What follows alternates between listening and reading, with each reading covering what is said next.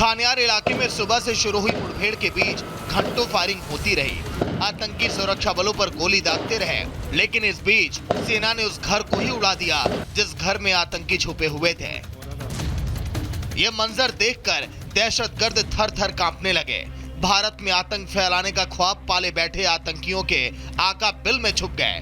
दहशत फैलाने का मंसूबा रखने वाले आतंकियों ने सोचा भी नहीं होगा कि अंत इतना भयानक होगा। धमाके के बाद पाकिस्तानी आतंकी समेत पूरा घर जलकर खाक हो गया। भारतीय सेना का एक्शन इतना जोरदार था कि उसकी गूंज सीमा पार बैठे आतंकियों तक पहुंची तो जरूर होगी। जब उसमें धमाका हुआ तो धुएं से उनका दम घुटा। वो बाहर आए और सेना की गोली के शिकार हो गए। मारे गए आतंकी की पहचान उस्मान के रूप में हुई, जो विदेशी आतंकी बताया जा रहा है। जम्मू कश्मीर पुलिस और सीआरपी को एक स्पेसिफिक इत्तला मिली थी। उसके बाद एक ये ऑपरेशन शुरू हुआ। अर्ली मॉर्निंग से शाम तक ये ऑपरेशन चला और अब ये ऑपरेशन मुकम्मल हो चुका है। इसमें एक जो टेररिस्ट है वो सुरक्षा बलों ने मार गिराया है, तो जिसकी तस्दीक उस्मान लश्करी इलियास छोटा वलीद के तौर पे एलईटी का कमांडर था, उस तौर पर हुई है।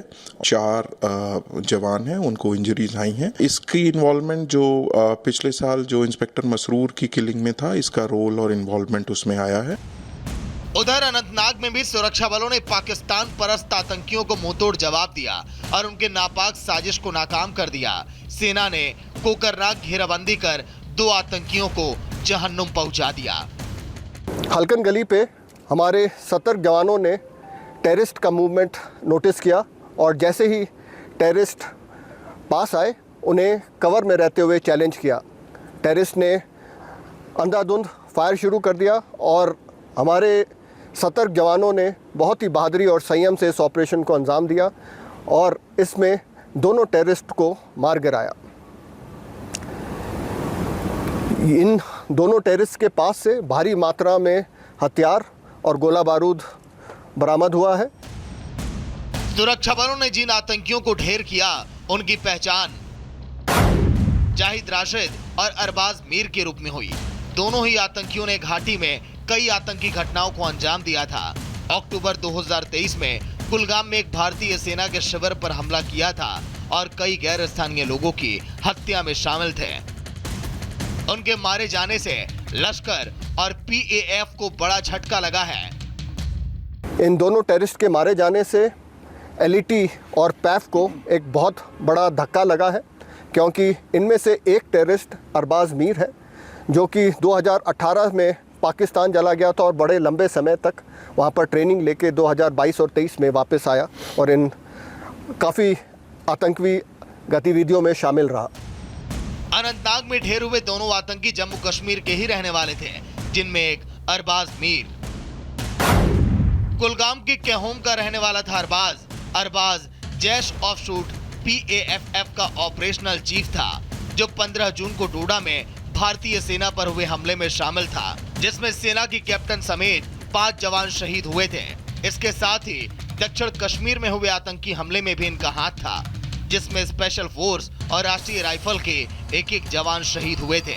बताया जा रहा है कि डोडा हमले में अरबाज देसा क्षेत्र के भारतीय सेना के गश्ती दल पर हमला करने वाले आतंकवादियों के समूह में शामिल था। इस मुठभेड़ में जो है वो दोनों आतंकवादी जो है वो मारे गए। इसमें से एक जाहिद रशीद जो है, जो हसनपुरा बिजबिहारा का रहने वाला है, जो 2024 में अप्रैल के महीने में एक नॉन लोकल लेबरर को उसने वहाँ पे मारा और उसके बाद उसने टेररिस्ट रैंक्स जो है वो ज्वाइन की। दूसरा जो टेररिस्ट जो है जो इस मुठभेड़ में जो है वो न्यूट्रलाइज हुआ, उसका नाम जो है वो अरबाज मीर है। ये कोयमू का रहने वाला है। ये 2018 से जो है वो मिसिंग था और 2018 से ही जो है इसने टेररिस्ट रैंक्स जो है वो ज्वाइन की थी। उधर पुलवामा में सुरक्षा बलों ने आतंकियों के एक मददगार साजिद अहमद डार को गिरफ्तार किया है, जो एक हार्डकोर ओवरग्राउंड वर्कर था, जिसके पास से हथियार और गोला बारूद जब्त किया गया। जम्मू कश्मीर में बढ़ती आतंकी घटनाओं पर लगाम लगानी होगी और ये काम भारतीय फौज बखूबी कर रही है। घाटी में सेना ताबड़तोड़ एनकाउंटर कर रही है। आतंकी अड्डों को ध्वस्त कर दहशतगर्दों को उनके अंजाम तक पहुंचा रही है। Bureau report, Republic Bharat.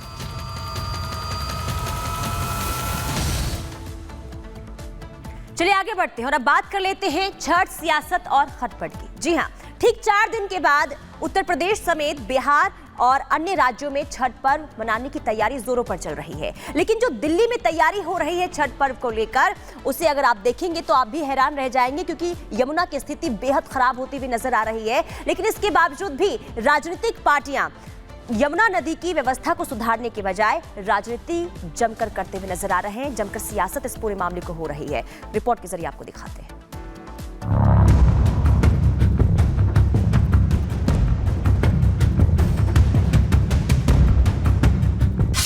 Delhi में यमुना की हालत दिन प्रतिदिन बदतर होती जा रही है। साथ ही इस बात पर सवालिया निशान खड़ा हो रहा है कि छठ पूजा में श्रद्धालु मां यमुना में डुबकी लगाएंगे, उनका आखिर क्या होगा? क्योंकि पानी का रंग देखने के बाद छठ का स्नान करने से पहले कोई भी 100 बार सोचेगा।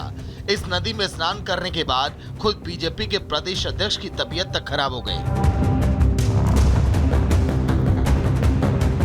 अब यमुना की सफाई पर भले ही खास ध्यान ना दिया जा रहा हो, लेकिन इस पर राजनीति पूरी गंभीरता के साथ हो रही है। आज दिल्ली बीजेपी के अध्यक्ष यमुना का निरीक्षण दोबारा करने जाएंगे। यमुना सफाई और छठ की तैयारियों का जायजा लेंगे। उनके साथ अन्य पदाधिकारी भी मौजूद होंगे। यहाँ जन समिति जो है उसको वो पिछले 16 साल से आज 17वां वर्ष है कि वो यहाँ पर छठ का पर्व मनाते हैं। ये है परमिशन की वो कॉपी जो बिल्कुल परमिशन है जन सेवा समिति को, पूरे पैसे जमा होकर के पूरी लाइसेंसेस जो लेने होते हैं एक आयोजन के लिए वो सब लिए गए। लेकिन आज जब समिति यहाँ पर घाट खुदवाने के लिए जेसीबी लेकर के आई तो आम आदमी पार्टी की पार्षद चितरंजन पार्क से आशा ठाकुर और साथ में कार्यकर्ता उनके यहाँ पर आकर के जेसीबी के आगे लेट गए और जेसीबी नहीं चलने दे रहे। वहीं इस मुद्दे पर आम आदमी पार्टी ने बीजेपी पर आरोप लगाया है कि वो व्यवस्था में अड़चन पैदा कर रही है। छठ मैया का विरोध करने पे भी भारतीय जनता पार्टी उतर आई है, जो कि शर्मनाक है। 2019 में भी भारतीय जनता पार्टी ने मेरे ही इलाके के कालकाजी में छठ पूजा का विरोध किया था। इसी तरीके से पुलिस बुलाई थी, इसी तरीके से परमिशन की बातें की थी और 2 दिन के धरने के बाद भारतीय जनता पार्टी को हाथ जोड़ के छठ घाट बनवाना पड़ा था। आज भी मैं आपको बता रहा हूँ, हम लोग सच के साथ हैं, भगवान सच का साथ देता है। हम लोगों का रास्ता भी खुलेगा और छठ घाट भी बनेगा। यानी अब यमुना की सफाई का झगड़ा इस मुद्दे पर आ गया है कि काम तो हर कोई करना चाहता है, लेकिन उनके विरोधी उन्हें काम नहीं करने दे रहे हैं। ऐसे में अब देखना होगा कि मां यमुना छठ से पहले साफ हो पाती हैं या फिर आस्था की डुबकी ऐसे ही पानी में लगानी होगी। Bureau report, Republic Bharat.